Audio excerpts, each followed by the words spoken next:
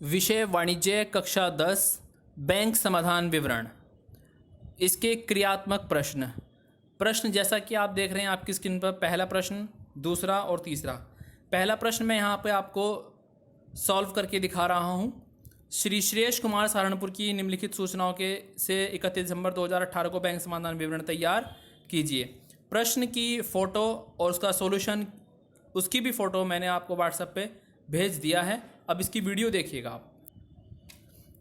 एक फ़ोटो मैंने आपको भेजा है रूल्स के लिए। रूल्स का फ़ोटो कुछ इस प्रकार से था, ये देख सकते हैं आपकी स्क्रीन के ऊपर।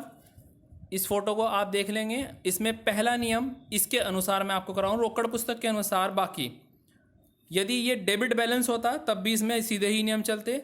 यहाँ पर प्लस और माइनस लगाया। प्लस का अर्थ है कि सीधे नियम चलेंगे, अर्थात जो पैसा बैंक में हमारा बढ़ रहा है उसको प्लस करेंगे, जो पैसा बैंक में हमारा घट रहा है उसको माइनस करेंगे। सीधे और उल्टे नियम का अर्थ यही होता है। पहली एंट्री इसमें है आपकी 31 दिसंबर 2018 को रोकड़ पुस्तक के अनुसार 21,980 रुपये का ऋणी शेष था। तो यहाँ पर देखिए debit balance as per cash book 21,980 रुपये, यहाँ पर आप इस तरह से लिखेंगे दूसरे कॉलम में।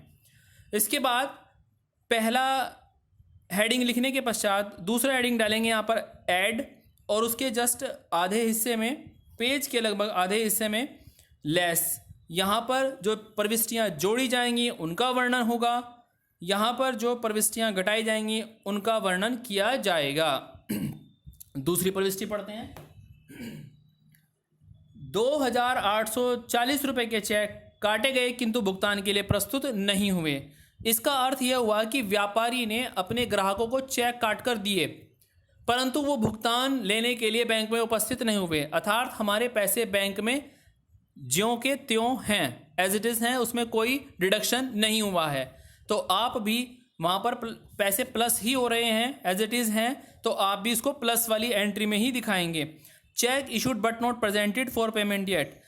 चेक भुगतान के लिए दिए गए परंतु उपस्थित नहीं हुए, 2,840 रुपये।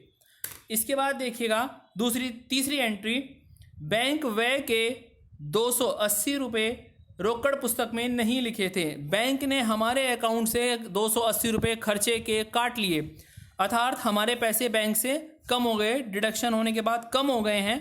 तो कम हो गए तो आप इसको लेस में आ जाइएगा। Bank charges but not written in cash book. यहाँ पर bank charges but not written in cash book, bank ने चार्जेस लिया लेकिन रोकड़ पुस्तक में नहीं लिखा हुआ था, 280 रुपये। इसके बाद अगली एंट्री, बैंक ने ब्याज के 450 रुपये धनी किए जिसका लेखा रोकड़ पुस्तक में नहीं हुआ, अर्थात बैंक ने हमारी जो जमा रकम है उसके ऊपर ब्याज दिया है तो हमारे पैसे अकाउंट में प्लस हो गए हैं, तो आप भी प्लस कर देंगे, ऐड कर देंगे। Bank interest credit in passbook but not written in cash book, 450 रुपये। इसके बाद आइएगा नेक्स्ट एंट्री पर, 4,500 रुपये के चेक संग्रह के लिए भेजे गए किंतु संग्रहित नहीं हुए। हमने चेक बैंक में जमा कराए और बैंक को कहा कि इनके पैसे प्राप्त करके हमारे खाते में जमा कर देना, परंतु 31 दिसंबर 2018 तक यह कार्य बैंक ने नहीं किया। जैसा कि हमने आपको बताया था कि बैंक समाधान विवरण का अर्थ ही होता है कि व्यापारी अपनी रोकड़ पुस्तक का मिलान बैंक की पासबुक से एक निश्चित तिथि पर करता है। उस तिथि को मिलान करने के लिए जो विवरण तैयार करता है उसे बैंक समाधान विवरण कहते हैं। तो यहाँ पर हम ये देखते हैं कि 31 दिसंबर तक हमारे अकाउंट्स में कौन कौन सी चेक जमा हुई, कौन सी चेक जमा नहीं हुई, बैंक ने क्या खर्चा काटा, क्या खर्चा दिया या इंटरेस्ट दिया। तो बैंक ने वो चेक कलेक्शन करके, संग्रह करके हमारे खाते में जमा नहीं किया, हमारे पैसे कम हो गए, तो आप इसको नीचे लिख देंगे। Cheque send to bank for collection but not collected, 4,500 रुपये।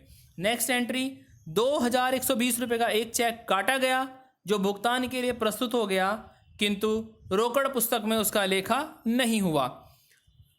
हमने चेक काट कर दिया एक ग्राहक को और वो पैसे हमारे अकाउंट से लेकर चला गया, तो हमारे पैसे वहाँ पर कम हो गए, माइनस हो गए, तो आप भी माइनस कर दीजिएगा थर्ड एंट्री लिखकर।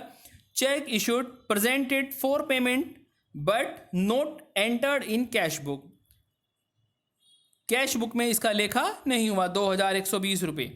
अब इसका टोटल लगाएंगे आप। जो ऐड वाली एंट्री है उन दोनों को ऐसे इस तरह से जोड़कर यहां पर लिखेंगे सेकंड कॉलम में, और जो हमने एक नियम के साथ एक अमाउंट्स ऊपर लिखी थी इस अमाउंट को ऐड वाली अमाउंट्स के टोटल के साथ जोड़ देंगे और ये टोटल यहां पर इस प्रकार से लिख देंगे। 2840 450 जोड़ने के पश्चात हुआ 3290, 21980 में 3290 जोड़ा 25270। इसके बाद लेस वाली सभी एंट्री एक साथ जोड़ लीजिएगा। 280 4500 2120 जोड़कर ही आया 6900 रुपये। 25270 में से माइनस कर दीजिएगा 6900 रुपये, ये शेष आपका बचेगा 18370। यहाँ पर देखिएगा debit balance as per cash book लिखा है, यहाँ पर आप लिखेंगे नीचे credit balance as per passbook. ये क्वेश्चन आपका कंप्लीट हो जाता है। आगे प्रश्न आप स्वयं से करने का प्रयास करेंगे।